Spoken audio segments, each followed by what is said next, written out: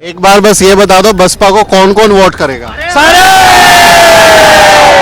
ये double engine की सरकार है, ये निकम्मी सरकार है, इनने कुछ भी नहीं किया है। एक को घर देते हैं, 50 का गिनाते हैं। क्या बात करें, हिंदू खतरे में भाई साहब, वोट करना पड़ेगा ना। क्या खतरे में? मुझे ये बता दो, मेरी बात सुनो। स्कूल अधिकारी पैदा करती है, यूनिवर्सिटी अधिकारी बनाती है, मंदिर भिखारी बनाते हैं। 18,000 भर्तियां, 18,000 भर्तियां महाराज जी जो ये बाबा जी हैं, ये ओबीसी की खा गए और उनको क्या दे दिया?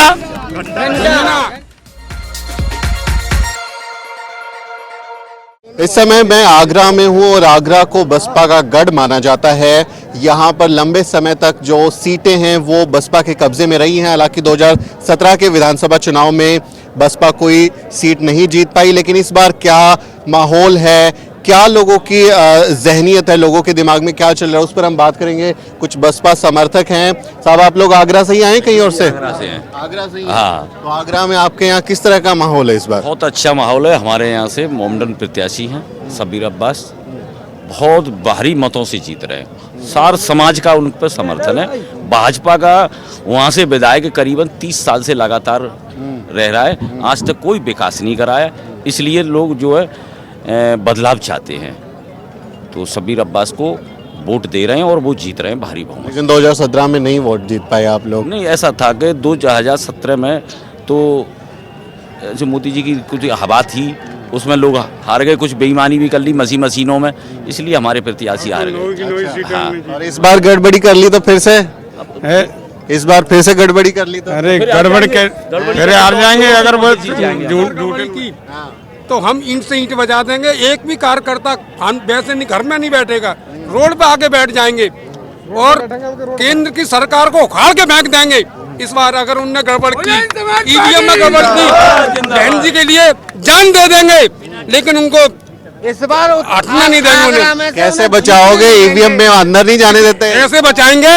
अब की बात सारा समाज और पूरा यूपी इकट्ठा होकर रोड पे आ जाएंगे। जैसे किसान आए थे, किसान आंदोलन किया था, ऐसे ये मजदूर वर्ग का लोग जाके सब ईवीएम हटाओ और प्रदेश बचाओ और देश बचाओ, नहीं तो बिल्कुल चुनाव मत कराओ। इस बार क्या लग रहा है? अभी तो वोट डलने हैं। बहन जी के बारे में क्या ख्याल है, क्या माहौल है? इनके बारे में ये ख्याल है कि हमारे साथ धोखा हुआ है और होगा।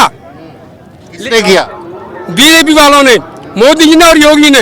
ये डबल इंजन की सरकार है, ये निकम्मी सरकार है, इनने कुछ भी नहीं किया है। एक को घर देते हैं, 50 का गिनाते हैं।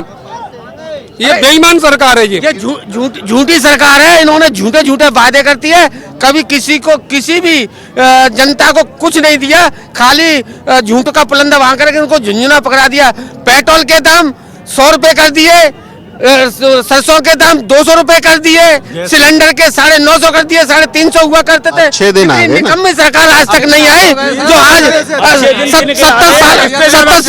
70 साल के बाद इन्होंने ऐसी सरकार दी है जो आज का कार्यकर्ता महसूस और ठगा सा महसूस हो रहा है। आज लोग परेशान है, दर दर की ठोकर खा रहे हैं, हाथों में कटोरा पकड़ा दिया इन लोगों ने। महंगाई चरम सीमा पर, किसी को रोजगार नहीं दिया, किसी को नौकरी नहीं दी, नौकरी के नाम पर नहीं, वो कह के आए थे मंदिर बनाएंगे, मंदिर बना दिया? नहीं, मंदिर बना दिया तो हमें भिखारी बना दिया।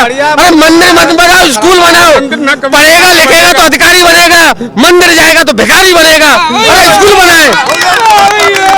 मानव काशीराम साहब का नारा था कि मंदिर नहीं, हमें स्कूल चाहिए, हमें भीख नहीं शिक्षा चाहिए, लेकिन इन लोगों ने हमें भीख मांगने के लिए मजबूर कर दिया है। मंदिर बना रहे हैं। अरे मंदिर का क्या है? मंदिर शिक्षा का द्वार खोल दिए।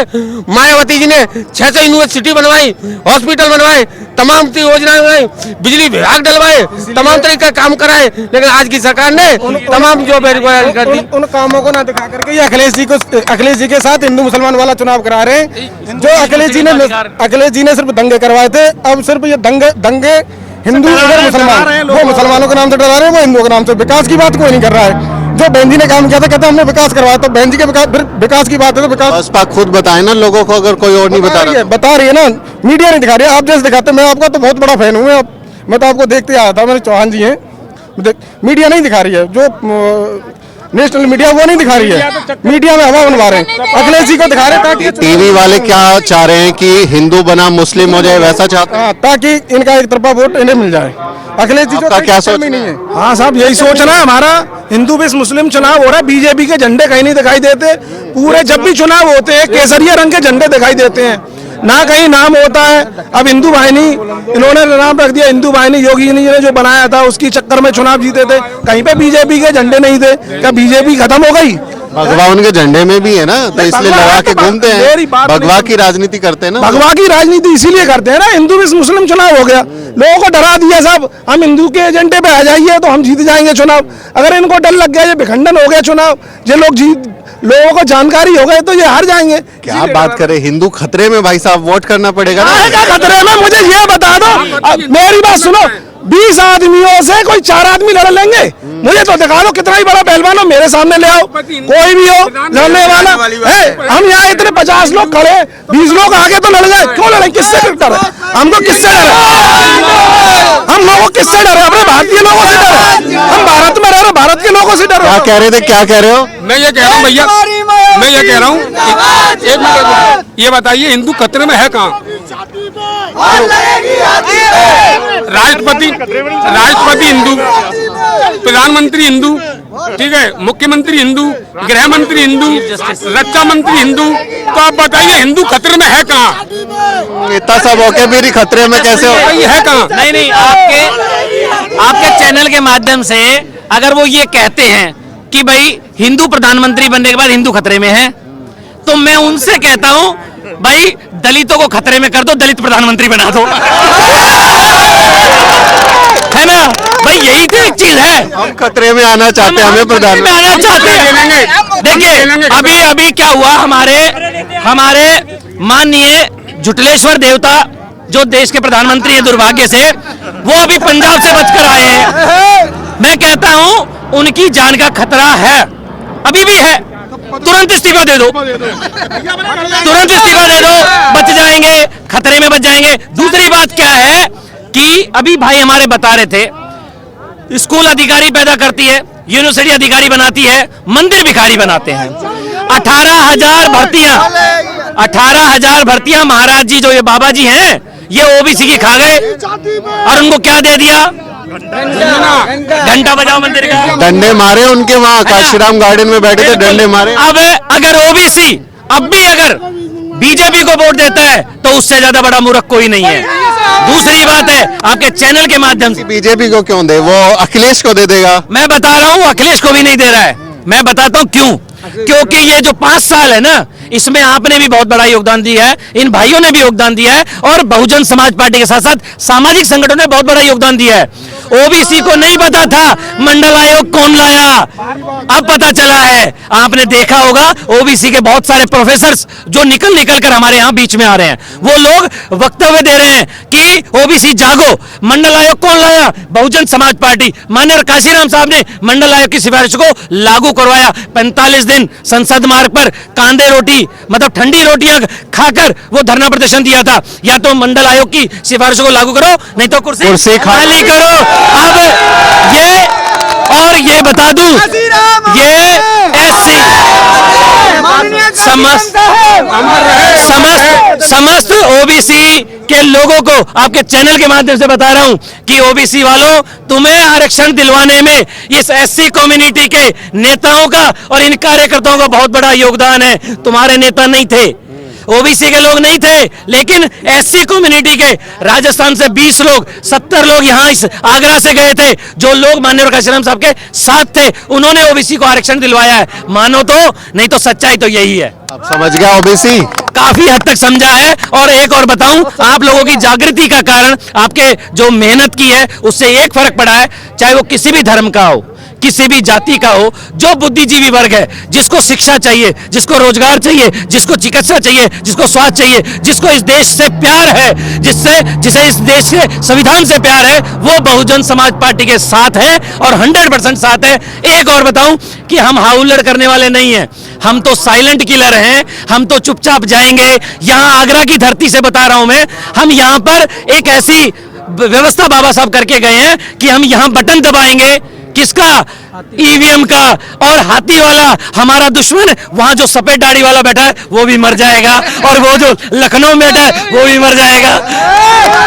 सफेद दाढ़ी वाले के बारे में कहा जाता है, और जो योगी जी मेरे जैसे हेयर स्टाइल वाले हैं उनके बारे में कहा जाता है, आरोप लगाते हैं आपकी पार्टी के लोग कि उस ईवीएम का जिसका बटन दबाते हैं वो हैक हो जाती है। देखिए, तो आप हाथी दबाते रहिए, कमल निकल गया तो। लेकिन मैं ये बता दूं, इस बार ये समाज जो बहुत पिट लिया, कुट लिया, बहुत लुट लिया है, अब तो इसने ठान लिया है कि इतना बटन दबाएगा कि साली ईवीएम ही हैक हो जाएगी, है ना, वो हैंग हो जाएगी, उसके बाद उसका कोई कुछ नहीं बिगाड़ सकता। और एक और बात, आपके माध्यम से मैं कैमरे पे ईमानदारी से कह रहा हूं कि मनुवादियों, ईवीएम के गड़बड़ी करने वाले लोगों, तुमको ये आखिरी चेतावनी है। अगर तुमने ईवीएम छेड़ी तो तुम्हारी नस्लें छेड़ दी जाएंगी, तुम्हें इस देश को छोड़कर भागना पड़ेगा। इस बार तो ये कट्टी है, इस बार तो ये खुला चैलेंज है, क्योंकि हमें पता है, चाहे वो टीवी पर अखबारों में खूब दिखाएं, लेकिन आपको पता है कि जहां प्रचार करने जाते हैं जूते खाते हैं, गाड़ियां फोड़ी जा रही हैं। जिनको प्रचार करने की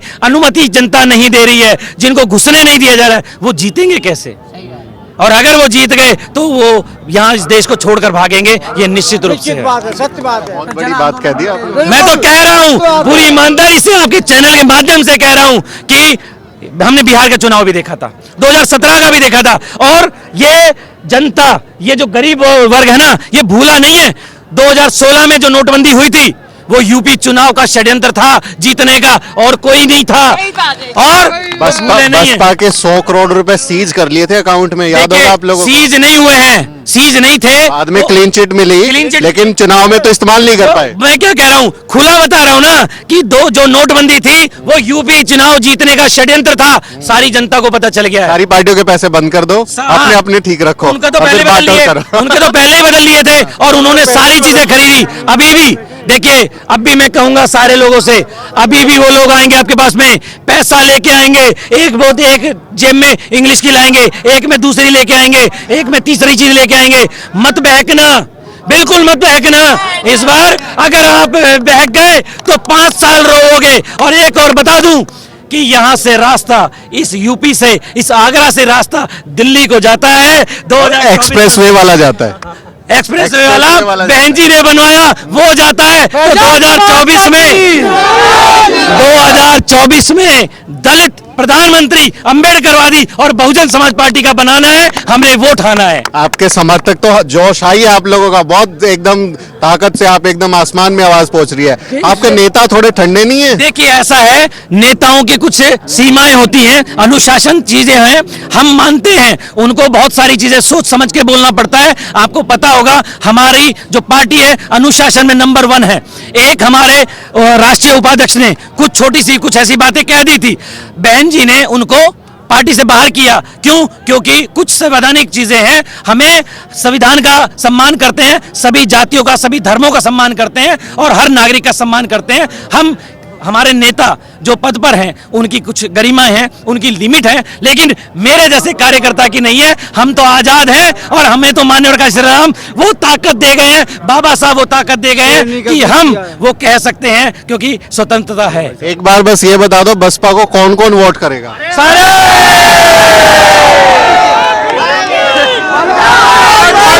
ये जनता गाना गाना चाहते हैं, रुकिए। तो ये जनता, आगरा की जनता आपको बता रही है कि किसको वोट करेंगे। आपका क्या सोचना है, कमेंट में लिखकर हमारे चैनल को सब्सक्राइब जरूर करें।